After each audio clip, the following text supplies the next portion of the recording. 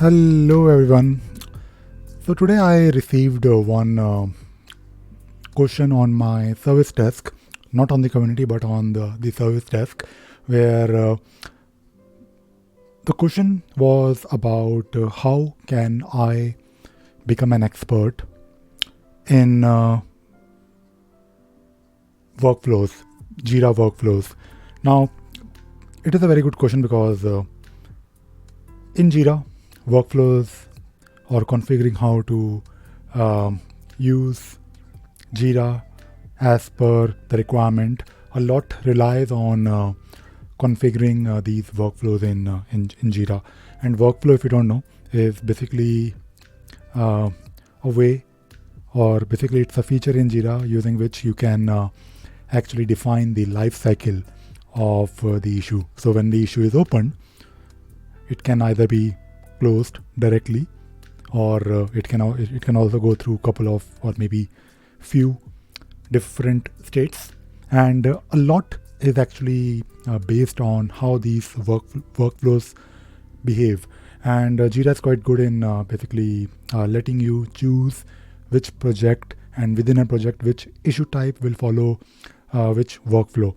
Now, configuring a workflow is of course not really difficult. It is all about using the visual diagram mode, where you can use Jira's interface to define those different statuses and then transitions between those statuses. But there are a lot of things where you can actually use these workflows. I mean, there are a lot of use cases where you can actually do a bit more advanced customization, either using an app or without using an app. So in Jira, we all know that we have this concept of validators and conditions and post functions and triggers. So if you want to learn more about workflows, and if you want to master the workflows, first of all you should, because I think once you master how to configure Jira workflows, then I think you can become maybe a proper Jira administrator. And it's a very basic thing that you need to have if you want to maybe grow further, if you want to become a consultant, if you want to maybe also learn how Atlassian tools work, where of course Jira is really the center of these different tools. Now, today I thought I'll probably share a few pages, few links where I think you can spend some time to get familiar with what you need to learn. And the very first thing that I will probably talk about is this page, where as the title of this page suggests, it is talking about configuring advanced issue workflows. So when you're working with workflows, you need to basically understand what is a text mode. You need to understand how to add a custom event, and we have covered, by the way, each and every topic on this channel. And by the way, if you want to, of course, search all the videos that I have, or any content that I have shared related to workflows, you can try to search on YouTube, but YouTube is not really great for searching. It's more about their algorithm, and that is why I have this website of mine, ravisagar.in. So if you go to my website, or just do ravisagar.in/search, and then you can actually type in here workflow, and you will find plenty of examples where I have covered different things that you can do with these workflows, either using an app, or you may be using Scriptner for Jira, and things like how to show relevant resolutions using workflow properties. So resolutions are basically those values that you can select when the issue is resolved in our drop down, and these values are global, but you can also make them workflow specific based on the workflow that you're using. So this can be done. We have this concept of advanced Jira, not Jira, but yeah, Jira's workflow property. So do take a look at this page. You will find information about these workflow properties. So there is a specific page talking about it, and things like how to. It's a video that I made, I think last year, where I covered only assignee and user in project role.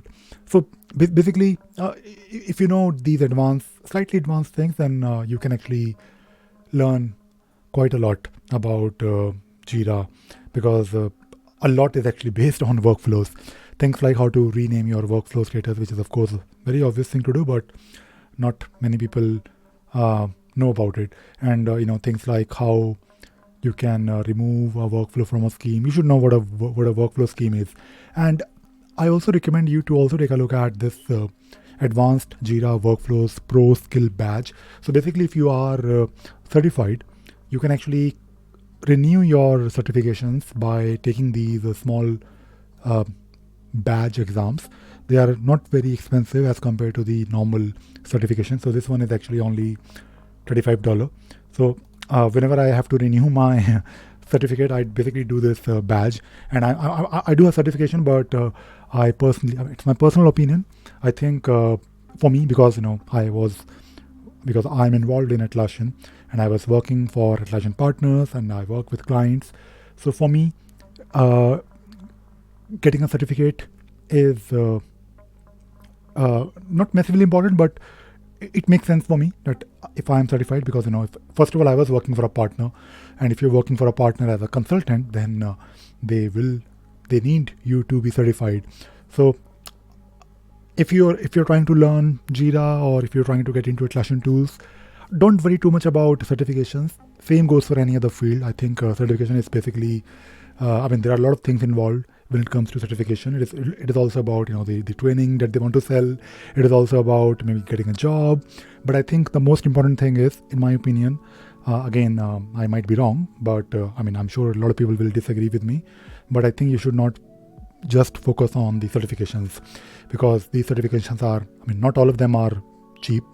You have to pay a lot of money. Focus on the skill. Focus on what you can do. That is more important. And I guarantee you that if you're working for a client, or if you're trying to get a job, certification. More than certification, your skills, your passion, your desire will help you to grow. But again, if you, it's not really expensive certificate. It's only 35 pounds. Oh, not pounds, sorry, dollars. So take a look at this, because if you look at the content of this certification, there are things like, basically if you are looking at this page where, they are talking about topics that you need to learn, you can actually follow this as a guide. And I, of course, wanted to show you. And to be honest, if you look at this particular page, and if you also look at the advanced Jira or configuring advanced issue workflows, then you basically need to make sure that you know quite a lot about these things. So this is something that I thought I'll probably talk about in this video. And it may seem simple, but understanding how these things work, especially properties, and especially if you are trying to learn workflow triggers, they might be simple. These features that you have in workflows, most of them are straightforward. You don't need to worry too much about how to configure them. It is not rocket science, I can assure you. But it can take some time to get hold of. You just need to spend some time on understanding these features, especially the properties part, because you can actually do a lot with properties. Workflow properties are probably the most advanced thing that you can do without using any app. Of course, if you're using an app, like for example, the script now for Jira, you can actually write advanced things using workflow conditions and post functions and validators. And when you have the ability to write your own script, especially on server, you can actually add a lot of. I'm talking about business logic, because when you have the option to write scripts, using Groovy, using of course a script now for Jira, you can actually achieve a lot. You can actually do extreme customizations. For example, if you are talking about post functions, maybe you want to integrate your Jira to another tool. Maybe you want to do something in another tool based on a transition. So you can use post functions. So which is of course a feature you have anyways in Jira, but with the help of some apps, you can actually take it to the next level. And talking about post functions, you need to understand what exactly is a post function, what exactly is the order. Whenever you create an issue for the very first time, there are some post functions that are always, I forgot the word, but I think it's called necessary post functions. I mean, basically, there are some post functions that are there for you always. I mean, I'm trying to actually, yes, essential post functions. I mean, it has been a while. I think I did this badge last year, and I forgot what exactly is essential. I mean, I know that there are few post functions that are always there that you cannot really delete from the workflow. So you just need to know about these things, and if you want to learn and master workflows, this is a page. This is a page where you should spend time and you should start with. And as always, I mean, if you have any further questions, please raise a ticket for me. Please reach out to me. I usually try to get back to everyone, and that is my intention. If you raise a ticket for me, then I should be able to channelize your request to a proper, queue in my Jira service desk. So just go to my website and click on this contact me, and fill up the form and raise a ticket for me. And that is it. That is all I wanted to cover in this video. I hope you enjoyed watching this video and you learned something new today. Thank you very much. Bye bye.